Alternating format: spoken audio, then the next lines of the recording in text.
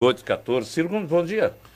Bom dia, Nonato. Um abraço a você. E sei que abraçando você, estou abraçando assim praticamente a toda a nossa comunidade cearense. Opa! A partir de Fortaleza, graças ao seu prestígio, e ao seu sucesso e ao respeito que você ganhou também. Muito obrigado. Eu já vou perguntando a você, o governo do Bolsonaro está completando 2 meses, perto de completar 2 meses. Qual é o balanço que você vem fazendo a partir de até ministro já foi fritado por ele, já saíram ministros. Que avaliação você faz do governo federal? Eu considero assustador. Eu não sou nenhum inocente, né? Eu conheço o Bolsonaro, fui colega dele, deputado federal, participei com ele dessa campanha, fui candidato a presidente enfim, acompanhei tudo que aconteceu, conheço a vida dele. E eu já sabia que ele tinha dificuldades muito graves. Ele não é um cara preparado, ele nunca administrou nenhuma bodega das pequenas, e não tem equipe, sempre foi um solitário na Câmara, não tem organicidade nenhuma, não consulta a universidade, enfim, não tem assessoria. Mas eu tinha me proposto, porque acho que o Brasil não aguenta mais essa política do quanto pior, melhor, eu tinha me proposto a ideia de que é um pouco comum nas democracias mais amadurecidas. Um candidato que perdeu deseja boa sorte ao que ganhou e se recolhe 100 dias, pelo menos, para dar ele o tempo de tomar pé das coisas, se assenhorear do governo, montar a equipe. Mesmo montar uma equipe, errar uma peça e trocar, isso não é nada demais. Entretanto, eu praticamente estou sendo obrigado a falar algumas coisas, porque são coisas que passam de qualquer limite. Por exemplo? Nesse momento eu estou gravissimamente preocupado com 2 questões. Uma é essa escalada bélica, essa escalada de uma possível guerra na fronteira do Brasil com a Venezuela. Repare, isso é uma ação articulada de fora para dentro, onde não há nenhum interesse do Brasil envolvido. Nenhum, rigorosamente. Para quem conhece a vida, os americanos estão pinçando a Venezuela por 2 frentes. A Colômbia, ao mesmo tempo que o Brasil. Sendo que, como essa coisa, os serviços de inteligência já vinham levantando, o regime Maduro, que está muito decadente, não dá mais para defender, é um regime realmente... O regime Maduro, pelo menos os mais radicais, também querem essa guerra. Porque nada melhor para um governo que está decadente, se acabando, se desmilinguindo, do que inventar um inimigo de fora... que é natural que todo mundo aqui dentro se organize contra o invasor. Foi assim na ditadura argentina. A Argentina fez com as Malvinas, isso é muito comum, não é? Então, repare, nesse momento, você tem essa frente no Brasil e o pretexto que os norte-americanos inventaram de uma ajuda humanitária chega a ser ridículo. Basta você ver o seguinte, o Haiti, que está muito mais perto da América do Norte, o povo passa fome, tem dificuldade de doenças tremendas, e terremoto, destruição de casa, milhões de pessoas na rua vivendo em condições precárias, crianças morrendo de fome, e eles não estão nem aí. Porque o Haiti não tem riquezas petrolíferas. Não tem petróleo. Então é exatamente isso. Então a guerra aqui, que ninguém se ilude, é uma luta por petróleo que interessa aos norte-americanos, não interessa ao Brasil, que tem sobra de petróleo, e os 2 regimes onde os governos estão aceitando fazer esse jogo sujo para os americanos é o governo da Colômbia e o governo do Brasil. O Grupo do Chile está se reunindo agora, exatamente. O Brasil vai enviar o vice-presidente. Isso, eu estou acompanhando tudo isso. Que tomada de posição é essa do Brasil? A minha posição, o Brasil errou lá atrás, já com o Michel Temer e os tucanos, né, a Luiz Nunes Ferreira, quando nós abandonamos a pretexto correto de criticar o regime Maduro. Volto a dizer, eu não estou aqui defendendo o regime do Maduro, que parece que tá mais do que Maduro, está podre, para usar aqui um trocadilho meio desagradável numa situação perigosa como essa.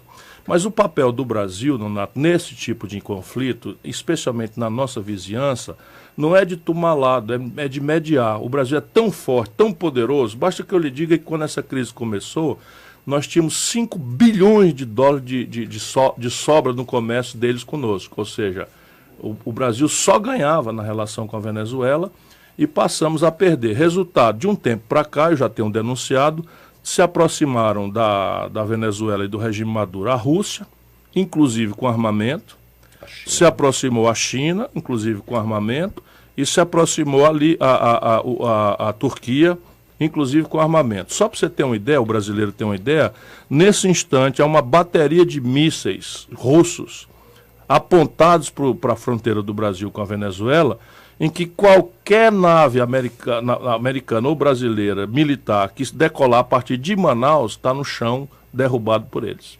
É uma crise, realmente, que parece que o Brasil tomou nós temos que desarmar essa bomba. Nós temos que desarmar essa bomba e essa é a minha primeira preocupação. Agora, veja bem, 50 dias o cabo já levou o Brasil a romper uma tradição de mais de um século sem qualquer conflito militar. Né? A última grande guerra que o Brasil se envolveu com a vizinhança foi com a Guerra do Paraguai, que nem sequer as aulas de história dão mais, e que foi também a serviço porco da Inglaterra naquela época. O outro problema é a Previdência. Né? É sobre isso que então, a gente... são essas duas coisas que estão me obrigando a falar mais cedo do que eu queria. Né? A preocupação exatamente da população, do trabalhador, é com a reforma da Previdência. Na sua visão, ela chega realmente a nos prejudicar? Prejudica gravemente, por algumas razões práticas. Vamos lá, de trás para diante. O benefício de prestação continuada que um senhor ou uma senhora, idosos, doentes, desempregados, incapazes de trabalhar, hoje equivale ao salário mínimo. Não é grandes coisas, mas R$ 998. Eles estão reduzindo isso para R$ 400 e para R$ 600. Dinheiro que não dá sequer para comprar os remédios de quem está com essa dificuldade. Isso aí já é um crime intolerável. Mas baixa de 65 anos para 60, esse benefício, né? Sim, baixa, mas diminui o valor. Sim, sim. Né? Baixa, que progressivamente aumentaria até 70. Isso é a proposta, eu só estou lembrando. Sim, tudo bem, mas de 70 anos para cima o cabo já morreu. A expectativa de vida no Maranhão é de 66 anos. Né? Só para a gente ter uma ideia. Só para orientar o ouvinte, essa voz que vocês ouviram é do Vanfio, está chegando aqui, bom dia para ele. Bom dia a todos. E você continua, pode mandar suas perguntas, que o nosso Ciro vai ficar aqui também durante os próximos breaks para responder também a sua indagação. Então, outra coisa que eu critico é a redução abrupta, sem transição, da idade mínima. E olhando o Brasil apenas por um corte, macho-fêmea, né? Homem e mulher. E o Brasil não é assim. Vamos lá, será que é razoável um trabalhador rural do Ceará, né, que sai 5 horas da manhã, 4h30 da manhã, com a enxada ou com a foice nas costas, para enfrentar a macambira, para enfrentar o mufumbo, para fazer a coivara, etc., receber o mesmo tempo de aposentadoria de um cabra que trabalha de gravata na Avenida Paulista? As diferenças regionais não foram levadas em conta? Não se levaram em conta profissões, não se levaram em conta diferenças regionais e algumas categorias profissionais. Por exemplo, um professor hoje, pela reforma do senhor Michel Temer, tem que pagar 40 anos a Previdência e ter a idade mínima de 60 para poder se aposentar na coisa. Isso significa que eles vão aumentar 7 anos no prazo que tem hoje, assim do dia para a noite. Ora, a atividade do magistério é uma atividade extremamente desgastante, especialmente no modelo de aula que nós temos, em que o professor fala durante 40 minutos, 45 minutos, dada a falta de outras condições de pedagogia. Depois, o grande defeito, para mim, o mais grave de todos, que reconheço a necessidade da gente pôr em debate a Previdência, é a manutenção rigorosa de todos os privilégios dos grandes. Tirante político, que já tinham feito a reforma, o povão acha que político se aposenta com 8 anos, não sei o que e tal, e eu falo com uma certa moral, porque eu tinha direito à pensão de ex-deputado, pensão de ex-prefeito, pensão de ex-governador aos 36 anos. Nunca aceitei receber nenhuma dessas, porque considero uma vergonha, uma imoralidade, mas isso pelo menos hoje me dá moral aos meus 61 anos de idade para mostrar esses privilégios. Então vamos lá. Mas esses privilégios existem, né? Hoje alguns já foram revogados. Por exemplo, não existe mais esse negócio de político se aposentar com 8 anos. A internet está cheia disso. Hoje não existe mais isso, né? As carteiras de Previdência já fizeram e tal, mas também não estão no teto da Previdência. Essa reforma agora pretende que no futuro, e com uma transição meio lenta, os políticos também venham para o teto da Previdência, que é R$ 5.800. Mas vamos lá, os militares. Os militares, tirante as polícias, estou falando dos militares, Exército, Marinha e Aeronáutica, eles são uma atividade peculiar. Está aí agora uma garotada na fronteira com a Venezuela.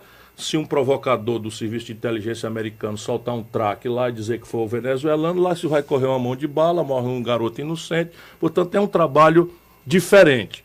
Mas ainda que seja diferente, vamos lá, a Previdência Social dos militares arrecada 3 bilhões de reais por ano e gasta 47. Então tem 44 bilhões de reais de buraco. Esse aqui é o maior buraco da Previdência Social. Aí quando você vai olhar, 90% dos militares brasileiros se reformam com menos de 55 anos. Não é? O Brasil é talvez o único país do mundo, proporcionalmente, tem 500 generais na reserva. Então, ninguém mexeu nisso.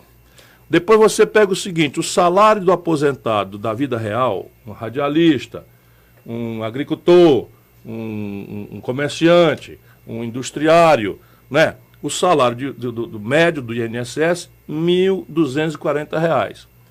O salário de quem se aposentou, que são poucos, né, com tempo de serviço, R$ 1.970, a média. O salário de um burocrata do Legislativo, meu irmão, R$ 28 mil. Servidor do Legislativo. Isso, do Legislativo. Incluindo os políticos, né? E do Judiciário, lá se vai mais R$ 20 mil. Não mexeram nisso. E esses privilégios oneram a Previdência. Violenta e pesadamente, para além de dar mau exemplo. Como é que eu vou pedir para cortar a pensão ou o benefício de prestação continuada de um pobre, idoso, doente, de um salário mínimo para R$ 400, deixando sem mexer esses privilégios? O povo não entende isso e tem razão de não entender. Eu vou pedir a primeira pergunta do ouvinte, você faz e eu respondo na volta, Daniela.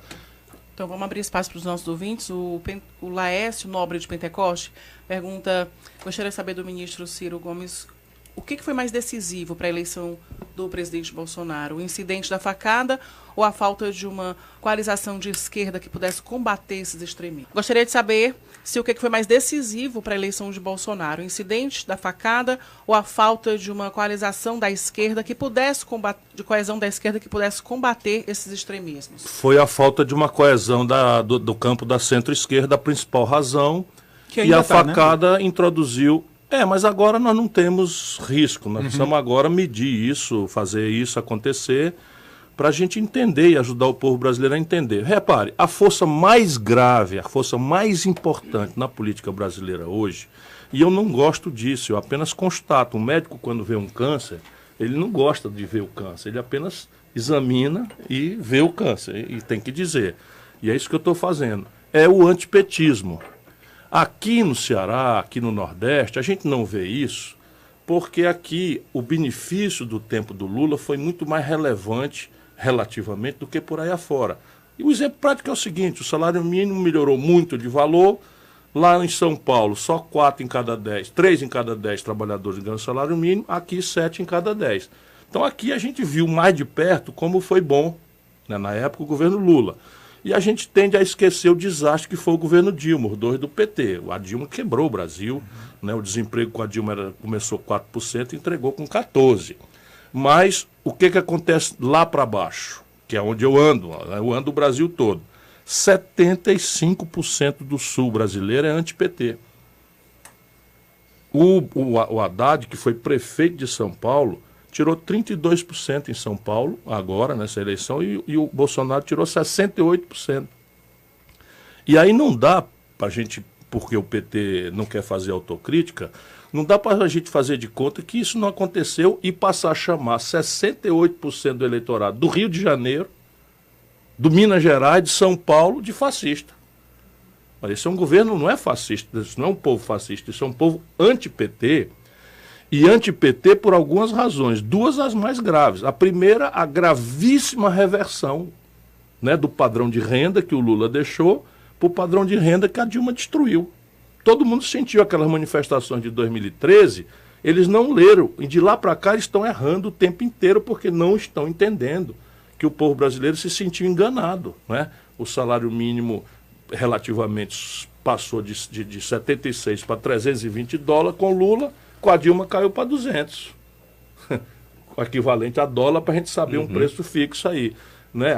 Os combustíveis passaram a subir loucamente. A Dilma nomeou o Levi, que é um cara do lado da direita lá, que agora está com o Bolsonaro. Então esse é um monte de esculhambação. Esse é um lado. E o outro lado é a corrupção generalizada. Tudo bem, vamos fazer essa grande luta aí pelo Lula, não sei o que e tal, mas, meu irmão, o Palocci, foi ministro do Lula, da Economia, mandou e desmandou no Brasil 8 anos. E era o braço direito do governo Dilma. Hoje está preso, réu confesso, com 100 milhões de reais roubados do governo e do povo brasileiro. Os tesoureiros do PT, todos estão presos. O Eduardo Cunha, do PMDB, na mesma operação, está preso também. Aí vamos fazer de conta que isso não aconteceu? Pronto, é a mesma coisa que faz o avestruz. Lá se vê o perigo, em vez dele correr, mete a cabeça no chão e faz de conta que porque não está mais vendo o perigo passou. O perigo está aí. Ainda sobre essas denúncias, a crise, por exemplo, envolvendo o filho do presidente, o senhor acha que vem a conturbar ainda mais o desdobramento? Sem nenhuma dúvida, porque no presidencialismo, Nonato, o presidencialismo tem uma síndrome. A síndrome é o seguinte: o povo não é propriamente consciente das tramas da economia.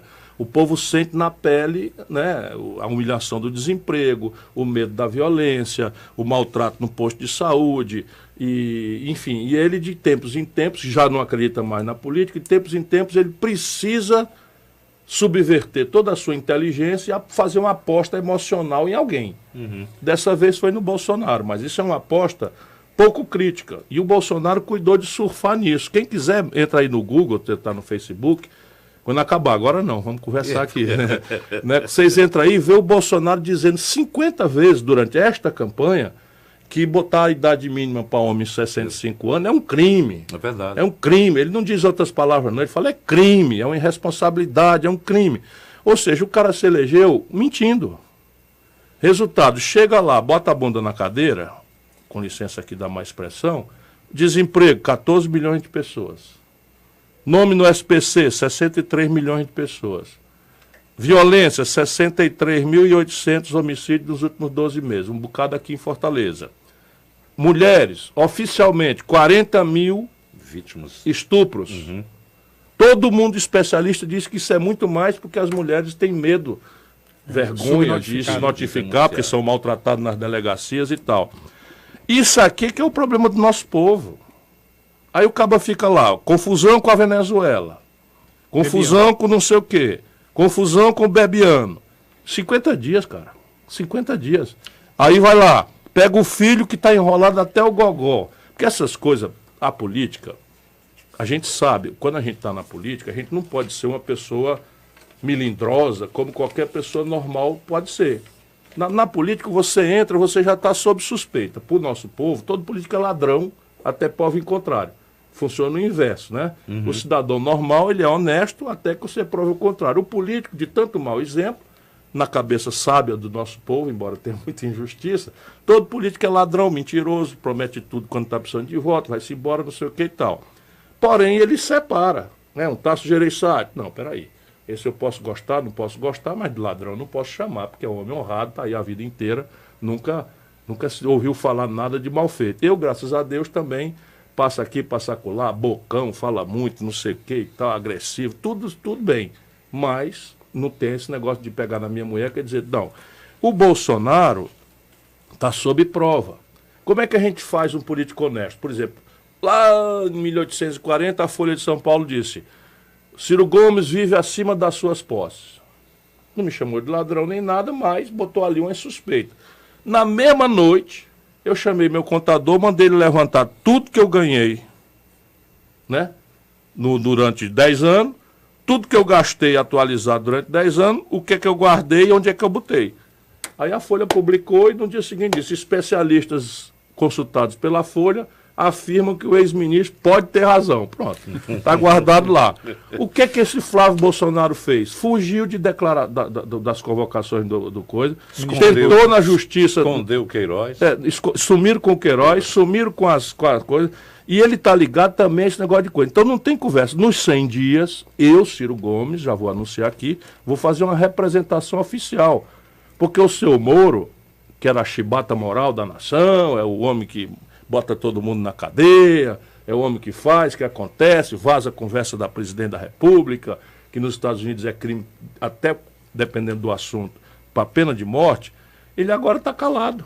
Vou fazer uma representação sob pena de prevaricação, que eles vão ter que explicar de onde veio o dinheiro do seu Flávio Bolsonaro vão explicar de onde foi que veio o cheque que o seu Queiroz passou para a primeira-dama, e o seu Bolsonaro disse que foi um empréstimo. Então eu quero saber que dia foi a TED, né, a transferência bancária, o que foi o DOC, ou que foi o cheque, ou que foi o dinheiro em espécie e de onde veio. Essa representação vai ser feita, hein? Vai ser feita nos 100 dias, eu estou me aguentando aí. Sim.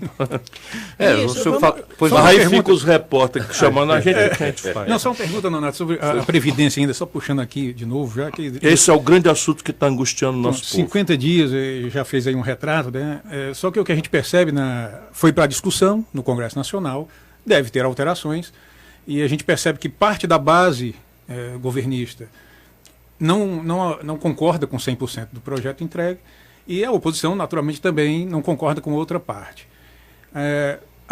Dá para ver, no seu entendimento, um denominador comum que possa aprovar algo substancial? Eu vou lutar por isso. Eu vou lutar por isso.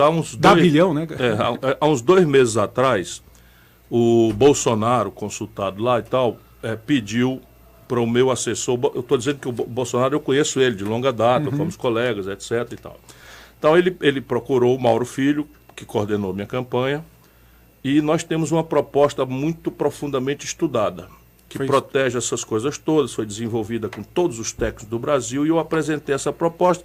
É um assunto muito difícil, ninguém prestou muita atenção e tal, mas o fato é que a nossa proposta tem uns números, tem uma transição, preserva os direitos adquiridos e tal, e resolve o problema. E o Mauro esteve aqui há 15 dias atrás, exatamente antes. Recebido pelo ministro. Então, eles chamaram, o Mauro me perguntou, eu vou? Eu digo, vá, porque o que pega é catapora. Né? Nossas ideias pertencem ao Brasil e há um problema na Previdência. Vamos conversar sério aqui com o nosso ouvinte. Né?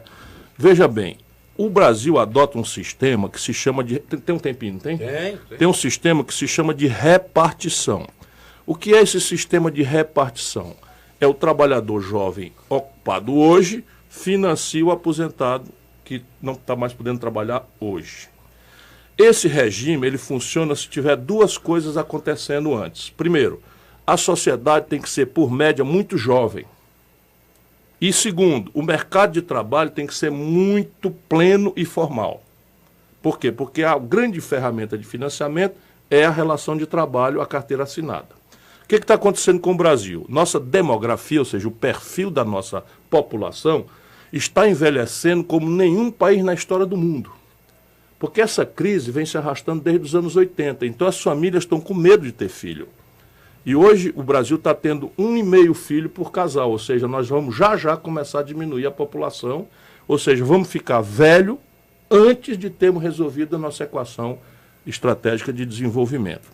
E isso tudo é um problema da Europa, 1 milênio depois. Né? Nós estamos aqui menos de meio século, nós estamos indo para essa situação. Então, por esse caminho, nós tínhamos 6 brasileiros ocupados trabalhando 30 anos atrás para financiar um aposento, e a expectativa de vida, ou seja, na média, quanto o brasileiro vivia 30, 40 anos atrás? 60 anos. Hoje nós temos 1,5 trabalhador ocupado para financiar um aposentado com 73 anos de idade. Então, essa conta não fecha. Isso daí, então, anuncia que a Previdência, em algum momento, vai ficar insustentável. Segundo, o Brasil, por conta dessa crise profunda, que é a pior crise da história moderna do Brasil, nós estamos hoje, volto a dizer, com 14 milhões de desempregados e mais 27 milhões de brasileiros empurrados para viver de bico, correndo do rapa nas ruas das grandes cidades, culhambando o comércio, destruindo, como está aí essa Zé Avelino versus a Monsenhor Tabosa e tal, porque o povo querendo se virar, começa a viver de bico e começa a sofrer todo tipo de humilhação, e já são 27 milhões de brasileiros nessa condição. Qual é a característica do desempregado mais do trabalhador informal? Não contribuem para a Previdência. E por algum momento eles vão entrar para ser beneficiados, ou pelo auxílio desemprego, ou pelo LOAS, ou pelo auxílio presídio, algum buraco, ele entra, sem se falar na Seguridade Social lato sensu, que é o SUS gratuito, como tem que continuar sendo. Portanto, esse regime quebrou. Só que ele não quebrou hoje, ele vem quebrando há 20 anos.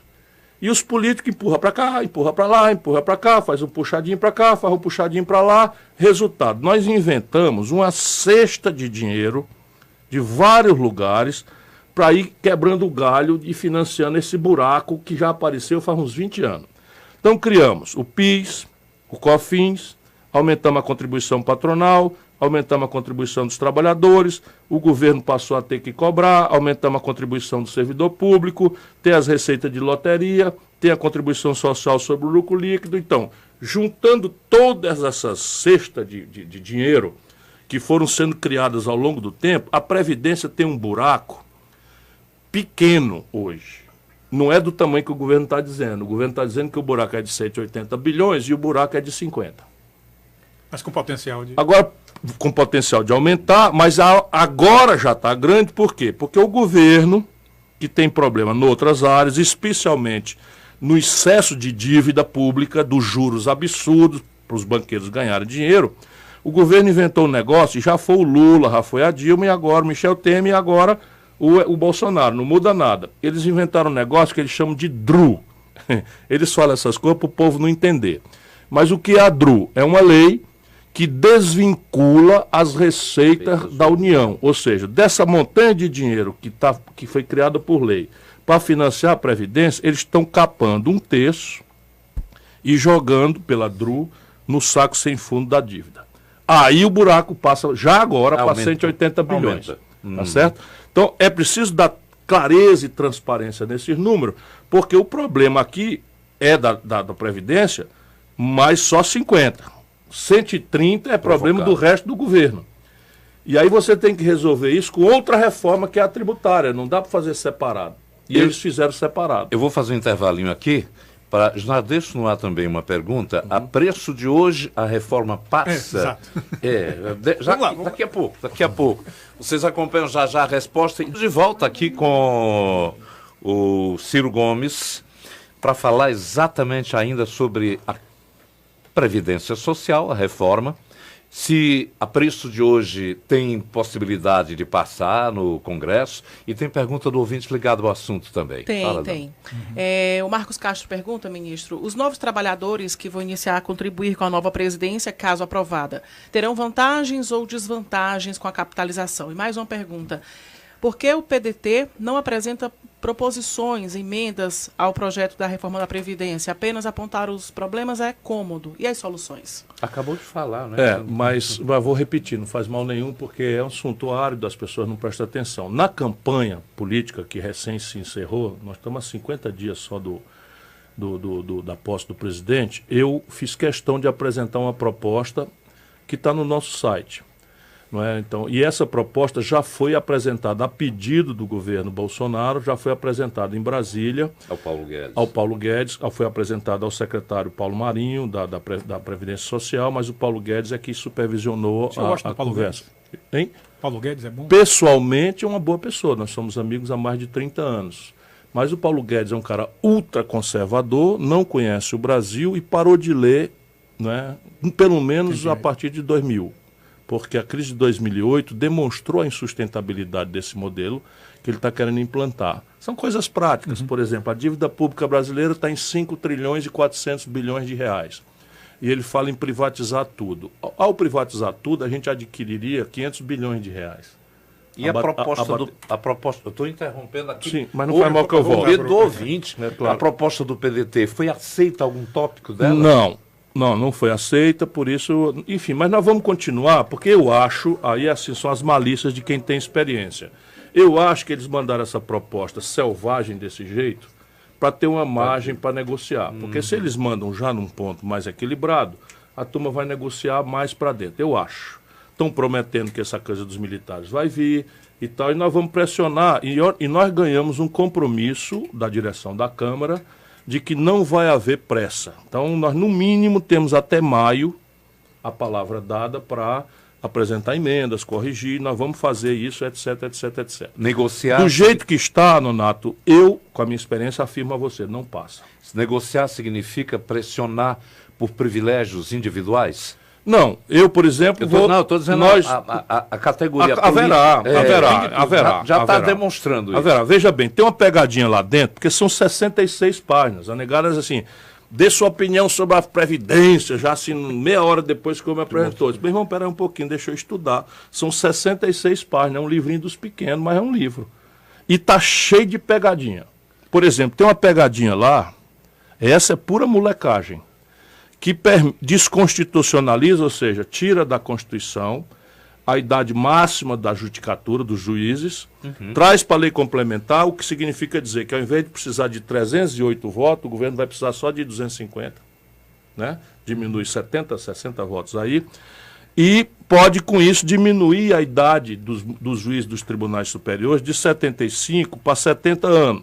O que acontece? O Bolsonaro com isso bota para fora 6 ministros do Supremo Tribunal Federal e nomeia 6 ministros, que simplesmente é a maioria. Isso não tem nada a ver com Previdência, isso tem a ver com um golpe, uma pegadinha, para que o Bolsonaro avance e faça o controle do judiciário, que ele teme que atrapalhe a sua investida contra os direitos da população brasileira. Ministro, tem mais uma pergunta aqui de um ouvinte, perguntando se o senhor acha que a gente já vive o regime militar sem ser decretado por conta de vários números de militares no poder. Não. Nós temos hoje mais generais, oficiais generais, no Ministério, no primeiro escalão, do que tivemos com Geisel, com Médici e com Figueiredo. Mas nós estamos no regime civil.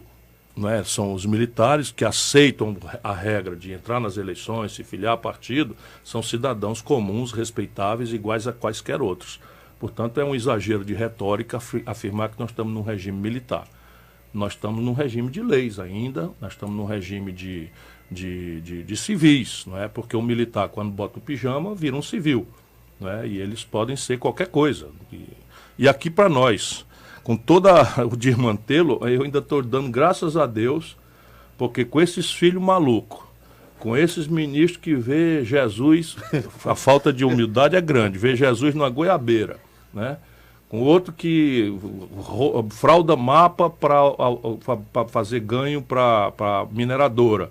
O que está ainda dando esperança de que a coisa não entre numa confusão geral ainda é esse núcleo militar. Como é que o senhor vê o Mourão, corre risco? o vice-presidente? A minha opinião sobre o Mourão não mudou, é um jumento de carga. Eu apenas vou trocar essa expressão porque ele agora não é um candidato, é o vice-presidente do Brasil e eu devo a ele esse respeito pelo cargo. Mas ele é tão pouco respeitável, sob o ponto de vista dos meus padrões, que ele está flagrante e precocemente escalando o golpe contra o Bolsonaro. O homem, de repente, que vivia a denunciar as deformações da formação étnica brasileira, que a preguiça nossa vem dos negros, dos índios, que a nossa incapacidade de cumprir regra vem dos negros, tudo preconceito grosseiro, vomitando essas formações fascistoides dele, ele acaba, né, agora, todo dia está dando declaração simpática e tal. O que ele está querendo? Ele está vendo a deterioração acelerada do governo Bolsonaro e está querendo se legitimar como alternativa. Há 50 dias, isso é uma falta de lealdade. Isso é falta de compromisso com as regras do jogo. Isso é está se botando, né, como a gente chama lá em Sobral, está se botando, está se oferecendo. E aí veja bem uma coisa com muita clareza. Vamos lá no concreto. Este governo, entulhado de militares, entregou vergonhosamente a Embraer para os americanos. Esta chaga, esta vergonha, esta mancha vai manchar para sempre o Exército de Caxias. As forças aéreas do brigadeiro Eduardo Gomes, né, a Marinha, de tanto luxo. Como é que se entrega uma companhia como a Embraer para ser fechada pelos norte-americanos numa área crítica em que o Brasil tinha protagonismo global? Como é que você vê também fechamento de grandes fábricas como a Ford? Nesse momento amplia, aprofunda ainda mais a crise? Nonato, nos últimos 3 anos do desmantelo do governo Dilma, é só a gente botar a mão na cabeça que a petezada se zanga comigo e tal, mas ou a gente olha o problema como ele é, ou a gente não vai entender nada e não vai ter solução. Do desmantelo do governo Dilma, com Temer para cá, são 3 anos, o Brasil fechou 13 mil indústrias. 13 mil. E agora nós estamos ouvindo falar na Ford fechando e botando 3 mil pessoas para fora no ABC. Aqui na Bahia, em Camaçari, está botando mais 2.400 para fora. E vem aí a General Motors. Por quê? Porque a indústria brasileira está operando com 1/3 da capacidade dela parada. E você até aguenta 1 ano, 2 anos, mas 3 anos, 4 anos, não aguenta. Então a desindustrialização que eu falei tanto na campanha não vai ser revertida com esse papo furado dessa gente. Porque eles não entenderam, os capitalistas brasileiros, que o capitalismo moderno funciona com o consumo de massa. E o consumo de massa supõe renda. Então o que eles estão fazendo? Desemprego aberto, reforma da Previdência que contrai renda, reforma trabalhista que destruiu milhões de empregos a pretexto de criar. Você está diminuindo drasticamente a capacidade de consumo do povo, que não consumindo, o comércio quebra. 220 mil lojas foram fechadas nos últimos 3 anos. Tinham subsídios para essas montadoras, por exemplo, para tentar Mas esses subsídios continuam. Eles quebraram, foi na constância do subsídio, que é o pior de tudo. Transformaram tudo isso em lucros e dividendos, mandaram para o exterior, não foi o Bolsonaro, foi a Dilma. Mandaram para o exterior, acabaram de roer o osso, agora vão fechar. Tem pergunta de ouvinte, de ouvinte? Só para sembrar, o Bolsonaro não caçou subsídio nenhum até agora. Eu caçaria imediatamente. Se eu assumisse o governo, no primeiro dia, eu tinha dito já de onde é que eu ia tirar 70, 80 bilhões para resolver o déficit. Era em cima das renúncias fiscais. Daniela. Ministro, mais uma pergunta de ouvinte. Chamar um negro de capitão do mato não é preconceito? Claro que não. O senhor vai recorrer da Claro que vou. Repare, vamos explicar para as pessoas. Esse garoto, lá em São Paulo, é negro e assumiu um mandato falando em negritude, né? E aí eu assumi o mandato, a primeira lei que ele propôs foi o fim das cotas para os negros nas escolas de São Paulo. A segunda lei foi acabar com o Dia da Consciência Negra. Portanto, esse é um negro traidor da negritude. E quem era o negro traidor da negritude na história brasileira? Esse é o problema, é que eu sei ler, né? Fiz um primário bem feito, graças aos meus professores aqui do Ceará. Era o capitão do mato. O que era o capitão do mato? Era um escravo submetido à humilhação do patrão, que aderia a essa humilhação e se prestava ao serviço de capitanear escravos. Né, de matar escravos, de açoitar escravos, de humilhar escravos, etc, etc. Nada mais perfeita metáfora do que chamar o senhor, não sei das quantas aí, que eu não quero mais nem sequer dizer o nome, eu vou citar de só capitão do mato. Só para dar o repórter, lógico. Fernando Holliday, que é lá de São Paulo. Picareta, rapaz, picareta. E assim, eu estou acostumado. Aí em São Paulo, o que é que eles fazem? Eles manipulam a distribuição para pegar juízes reacionários, desonestos. E invariavelmente, se for em São Paulo, outro dia eu disse que o Serra não gostava de pobre. Isso é uma crítica política absolutamente legítima, né? O cara que tem milhões de dólares na conta na Suíça, corrupto. Aí eu disse isso, me condenaram também. Aí eu disse que o Eduardo Cunha era ladrão, quiseram me condenar também. Agora eu estou aqui falando livremente, e o Eduardo Cunha está na cadeia, o Serra sumiu. Enfim, esse holidayzinho vai sumir também. O senhor falou ainda há pouco, Previdência é uma das questões que nesse momento mais estão preocupando o nosso povo. O nosso povo. Segurança também, e é o nosso próximo assunto depois do intervalo, falando também da problemática aqui do Ceará. São 10 em ponto. Vou encerrar as emissoras do interior, porque elas têm compromisso, mas pode deixar uma mensagem aí para o interior, aproveite. Forte abraço, que graças a Deus está o inverno tomando chegada. Melhor para o Ceará do que um bom governo é um bom inverno. E eu peço a Deus que abençoe nosso Ceará, porque com chuva a gente vai se virar. E acreditem, nosso Ceará hoje é um estado respeitado no Brasil inteiro, graças à nossa unidade, à nossa coesão política, à força com que nós estamos enfrentando esses desafios todos. Forte abraço, irmão, é sempre uma saudade grande e é sempre uma oportunidade grande de eu manifestar de novo a minha gratidão a todos e a cada uma e a cada um dos cearenses. Obrigado a vocês do Cariri, de Crateús, Iguatu, Limoeiro, Quixeramobim, Sobral, de todas as cidades que nos acompanham até aqui, mas podem também continuar no próximo bloco a entrevista aqui com o Ciro, através do Facebook. Você ouve Tribuna Band News FM. Rede Band News 101,7 Fortaleza. Tribuna Band News FM Fortaleza. Zé Resto Bar, almoço executivo com entrada, corte, acompanhamento e café a partir de R$ 29,00. Zé Resto Bar, República da Armênia 1311. Um grande emprego. Parabéns, você foi contratada. Um excelente salário. Você merece muito esse aumento. uma carreira de sucesso. A promoção só podia ser sua. Sonhar não custa nada e realizar o sonho custa muito pouco. Vestibular Fatene 2019.1. Mais de 15 cursos com bolsas de 60%. Faça já sua inscrição ou ingresse com sua nota no Enem. Fatene 3299-2829. Acontece na FIEC. Estão abertas até o dia 28 de fevereiro as inscrições para o edital FINEP Startup, segunda rodada. Programa de investimentos em startups inovadoras. O programa objetiva apoiar a inovação em empresas nascentes e intensivas em conhecimentos através do aporte de recursos financeiros. Os interessados podem contar com a ajuda do Instituto Senai de Tecnologia em Eletrometal Mecânica na elaboração do projeto. Fale conosco pelo telefone 85-3293-5055. Acontece na FIEC. Milhões de brasileiros conectados, ligados na rede de notícias mais ágil e completa. Band News FM. Em 20 minutos, tudo pode mudar. 10 horas, 2 minutos em Fortaleza. Vou pegar um bloquinho de perguntas aqui relacionadas dos ouvintes para que a gente possa realmente dar conta. Vamos lá. Vamos lá. Tem pergunta de ouvinte aqui, deixa eu procurar, porque são muitas perguntas, então deixa eu subir aqui. Então, enquanto isso, faça a sua. Segurança, né? Que deixou a deixa da segurança. Da segurança. O Moro foi bacana, hein? O Moro foi bacana. O Moro foi bacana com o Ceará dessa vez. E assim, eu procuro ser honesto e eu fico feliz porque é a única saída. Porque eu dizia o tempo todo, já para o Cid e para o governador Camilo, olha, a política está errada. Não é? A gente não precisa ficar achando que está tudo certo e tal, e nosso papel é sentir as coisas e tal. E hoje a política está errada. Mas não está errada porque tem um manual de fazer certo e o cabo vai lá e faz tudo errado. Não. O que aconteceu com o Cid? Aumentaram muito as prisões, com Ronda do Quarteirão, essas coisas todas. E aumentou muito a economia do Ceará. Resultado, nós viramos um destino dessas facções criminosas de São Paulo e do Rio de Janeiro.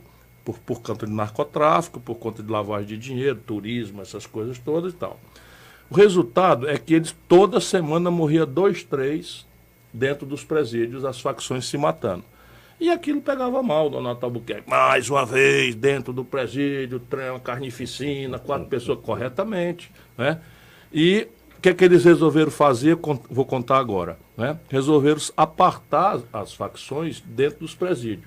Aí levar a facção dos abestados para um canto, a facção dos canalhas para o outro, a facção dos imbecis para o outro, a facção dos viadinhos para o outro e tal.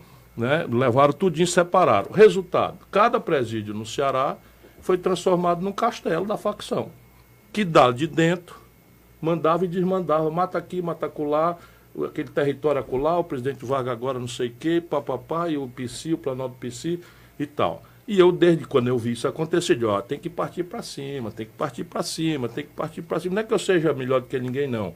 É porque eu estudo as experiências internacionais e tal. Foi assim que os americanos fizeram com as facções que eles tiveram lá também. E o Camilo resolveu bancar.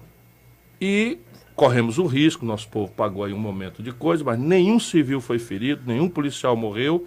61 chefes do narcotráfico dessas facções foram transferidos daqui. 377 foram presos, estão respondendo, o judiciário foi severo, o Ministério Público foi severo, o Ceará mostrou força, coesão, a oposição está de parabéns, porque percebeu, né, o momento grave de ruptura que nós estamos passando, todo mundo ajudou, e o fato é que o limão virou uma limonada. Né? Nós chegamos a comemorar, se eu posso dizer assim, pela primeira vez um dia, já voltou, né, naturalmente, mas um dia, 10 anos depois, sem homicídio. Porque na esteira de limpar essa área, a polícia bateu um bolão. Quando a Polícia Civil desmantelou por investigação, por inteligência, aquele depósito de dinamite, aquilo ali tinha a força de botar Fortaleza pelos ares. Não era negócio dessas bombinhas que eles soltaram, não. Aquilo ali era dinamite de demolição e de pedreira. Então, nós vencemos a parada, agora o preço disso é a eterna vigilância. Daniela, as perguntas dos ouvintes. As perguntas dos ouvintes. Se todos os tesoureiros do PT foram presos por receber dinheiro das empreiteiras, por que os tesoureiros dos partidos também não foram presos? Existe tratamento diferenciado em relação ao PT? Eu acho que em parte sim. Não, eu acho que em parte sim, é flagrante, não dá para negar que o PT tem sido tratado de forma diferente, né, pelo judiciário brasileiro. Eu sempre condenei isso, não é? Eu já reagi pesadamente no dia da condução coercitiva do Lula. Eu dei uma declaração muito forte, fui mal entendida, dizendo que se eu fosse inocente e o Moro mandasse uma turma me pegar, eu inocente, eu recebia a turma dele na bala. E isso eu digo porque qualquer do povo tem direito a isso. O juiz e a polícia só pode mandar buscar quem tem culpa. E a culpa não se forma antes, só se forma depois do julgamento. E a condução coercitiva, sou professor de direito, só pode ser feita se o cara chamado naturalmente não comparecer por mais de uma vez. Aí sim dá-se a condução coercitiva. Mas para tudo que eu fiz ajudando o PT não adianta nada. Né? Não adianta nada porque eles me escolheram como seu principal adversário e eu estou topando porque o Brasil está acima de nós todos e nós precisamos virar essa página. Agora, repare uma coisa. O problema dos tesoureiros do PT não foi receber dinheiro das empreiteiras, porque aqui, antigamente era legal receber dinheiro das empreiteiras, foi receber caixa 2, foi botar dinheiro no bolso. O Palocci está com 100 milhões de reais de fortuna. O Palocci era um médico humilde que eu conheci desde o movimento estudantil lá de Ribeirão Preto. 100 milhões de reais, né? Como do PSDB, esse Paulo Preto é 123 milhões de reais na Suíça. Está preso agora de novo. Pode até fazer uma delação. Né? E a roubalheira aí é generalizada e a gente não pode ter bandido de estimação. Se for do PT, se for do PSDB, se for do PDT, tem que pagar. Se não, por que o cidadão comum vai respeitar a lei? Só para a gente concluir o nosso bloco de ouvintes, Donato, são as duas que estão faltando. Como é que o senhor vê o apoio do PT ao governo de Maduro? E para quem pretende participar diretamente de política, como escolher um partido, uma vez que quase todos os partidos têm envolvimento com corrupção? Quase todos é uma boa resposta. Procure aquele quase, né, a parte que não está, se o seu filtro for esse. Agora, meu irmão, deixa eu lhe explicar uma coisa. A política é uma obra humana, como, por exemplo, a igreja. A igreja é uma obra humana, por mais que ela interprete a vontade de Deus, a lição de Deus, né? Quantos escândalos você encontra de padre pedófilo, de pastor que malversa dinheiro, etc, etc. Como é que a gente faz? Abandona a igreja? Nega a igreja? Nega a palavra de Deus? Não. Entra lá, ajuda. Não é? Por exemplo, o PDT, o meu partido, não tem nenhum envolvido em nenhum escândalo. O PSOL não tem nenhum escândalo, ninguém é um partido jovem, novo, não tem nenhum escândalo, não está envolvido em nenhum escândalo. Mas se a ideologia do PT, que está envolvida em muito escândalo, lhe agrada, entra lá e briga. Percebe? Porque o partido é uma organização do povo. Você pode entrar lá dentro e começar a brigar. Olha, para com esse papo de ficar passando pano, idealizando corrupto, né, bandido de estimação e tal. Entendo o que eu quero dizer. Não haverá nunca uma obra de anjos feita por gente. E a democracia precisa da participação popular, especialmente dos jovens. É a isso que eu estou dedicado. Eu, por exemplo, eu me garanto, eu tenho 38 anos, estou dentro dos 39 anos de vida pública, já fui governador, ministro 2 vezes, prefeito, mexi com dinheiro, comandei o orçamento do Brasil, nunca respondi por um inquérito, nem para ser absolvido. Isso nada mais é do que a minha obrigação. Mas ninguém pega na minha munheca. Agora, será que eu garanto que o meu companheiro ali do lado não fez? Não, não garanto, não dá para garantir. O que eu garanto é que se ele fizer, ele é meu ex-amigo. Ô Ciro, como é que o senhor vê o cenário estadual após as eleições de 2018, a derrota de Eunício, e qual é o seu projeto agora? Bom, eu estou dedicado a ajudar o jovem brasileiro a conhecer o Brasil, a entender o Brasil e achar os caminhos para consertar o Brasil. Isso quer dizer que candidatura, para mim, agora só num caso absolutamente excepcional. Fica valendo aquela entrevista que o senhor deu para a Folha de que abandonaria a política caso... Não, eu já me disse porque assim que eu disse isso, veio uma onda pela internet e uma onda assim meio que me chamando de covarde, como se eu estivesse largando a luta e tal. E não é definitivamente o caso. Portanto, eu, se for necessário, serei candidato. Não pretendo mais, não é meu plano. Mas vamos lá, na prática, preparei um livro, que é um livro que mostra o que é acontecendo com o Brasil e faz uma proposta concreta, bota os números, digo como é que faz as políticas, etc. Não é porque eu sou sábio, não, é porque eu tenho muita experiência, eu já governei, já fiquei na oposição, eu sei onde as andorinhas dormem, já fui colega desse povo todo. Paulo Guedes, por exemplo, é meu amigo, o Bolsonaro eu conheci muito, lá nos colegas lá, eu virei o presidente da associação dos candidatos, porque fui colega do Meirelles, fui colega da Marina, fui amigo do Alckmin, e a gente pode ser diferente e não brigar, estabelecer uma relação que permita o diálogo resolver o problema. Então o livro vai ser o primeiro movimento. Já tem o título? Tem um título provisório, eu vou dizer aqui, mas não vai ser ele, é Brasil Última Chamada.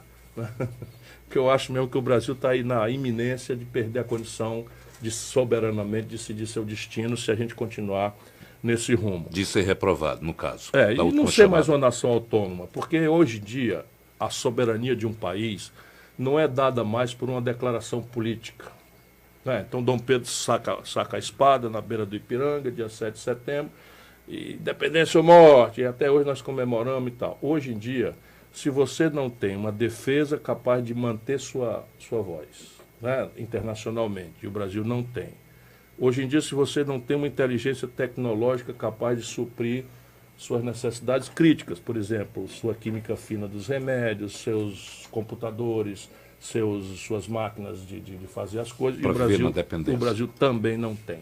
Então, gradualmente está se destruindo a possibilidade do Brasil tomar decisões por si mesmo. E esse governo Bolsonaro virou um governo de fim de feira, sabe? Parece que o Brasil está, como ele diz, aí on sale, né? Em liquidação, estão entregando pré-sal. A sua avaliação como homem de visão é de que o futuro ele vai continuar, ele continua? Não, acho que ele não bota no fim, não. Acho que ele não bota no fim, não. Mas acho que o caso... aprovando não acho que ele bota no fim, não. Porque, repare, ele não tem psicologia para aquilo, ele não tem treinamento para aquilo, ele não tem preparo para aquilo. Quando a coisa apertar mesmo, porque a popularidade cai. Quando a popularidade cai, aí as unhas todas que estavam humilhadas e tal, né, vêm para cima, aí vão investigar esse Flávio Bolsonaro, vão partir para caçar, é filho. E ele, quando ele sentiu o fogão rindo no rabo, a tendência dele é renunciar, que nem o Jânio Quadros. O que assumiria seria conveniente também para o Brasil que o senhor imagina? Não, mas é um governo, volto a dizer, civil. Ainda que seja um egresso, um militar, mas é um governo civil, eleito dentro das regras, que é o que nós precisamos vigiar.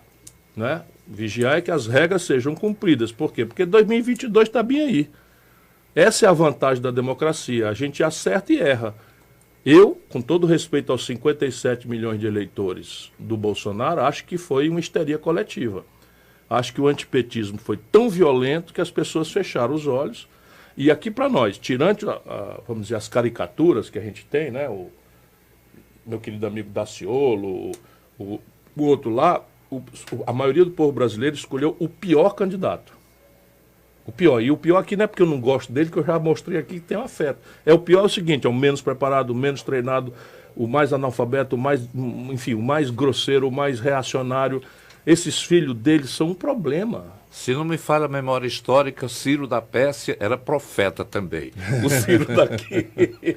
Mas você sabe, ele lá era profeta porque ele tinha o dom de Deus, porque ele foi o libertador. O Ciro da Pérsia libertou os judeus do cativeiro, e para isso ele é o único não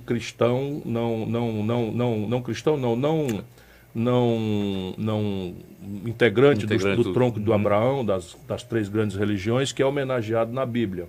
Mas por isso é o meu nome. Mas a sua bola de cristal... A minha é porque eu tenho muita experiência. Uhum. Então, quando apertar mesmo, a tendência do Bolsonaro é uma renúncia em troca de uma proteção dos seus chefes generais. Isso demora o quê? Eu estou perguntando... Olha, eu estou assustado com a velocidade com que se deteriora hoje o capital político. O Bolsonaro hoje já é o presidente de pior avaliação de toda a história brasileira nesta data. No início de governo. Né? Para o início de governo. Então vamos lá, se ele perde a Previdência, como é provável, ele também vai perder o tal mercado. Porque o mercado é cruel. E o mercado fez o que ela fez com a Dilma. Quem criou o ambiente para derrubar a Dilma foi... Né, ela ajudou pra cacete, porque, francamente, é uma presidenta desastrada. E incapaz de somar 1/3 dos deputados no primeiro ano de um governo. E os estados quebram junto, né? Hein? Mas não aprovando, os estados quebram junto, se é dessa lei? Hoje, 17 dos 27 estados brasileiros já estão em líquidos. Inclusive o governo do Ceará decretou O nosso, agora um não. corte de gasto. Não, mas cortou nós um corte de estamos gasto semana sempre passada. correndo na frente. Semana passada houve um Sim, corte nós estamos pesado. correndo na frente e Pra evitar, exato. aqui a nossa crise é para proteger o investimento.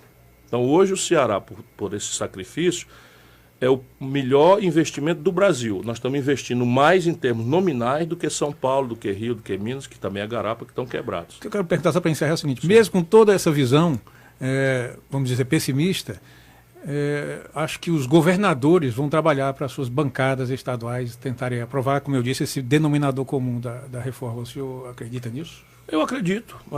Eu, inclusive, era a minha proposta. Eu achava que devia ter sido discutida antes com os partidos, com os governadores, mastigar antes de ir para o Congresso. Eles optaram por fazer uma coisa quase secreta, mandar o pacote numa tática que eu acredito é o seguinte, bota o bode na sala e deixa os caras virem corrigindo aí as coisas para a gente conservar aqui o coração do negócio. E é um acerto em relação ao Temer, botar os estados e municípios juntos. Os municípios hoje são superavitários. Os municípios são superavitários na Previdência porque são novos, né? A maioria novos municípios e tal. Novos em relação aos tempos previdenciários, que são três décadas e tal. Os estados têm um buraco já de algo ao redor de 90 bilhões de reais.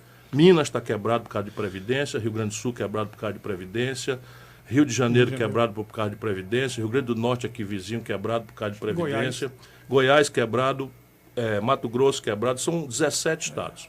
Ciro, a gente está agradecendo a sua vinda aqui e parece que a figura que você colocou, o bode é mal cheiroso. O bode é mal cheiroso.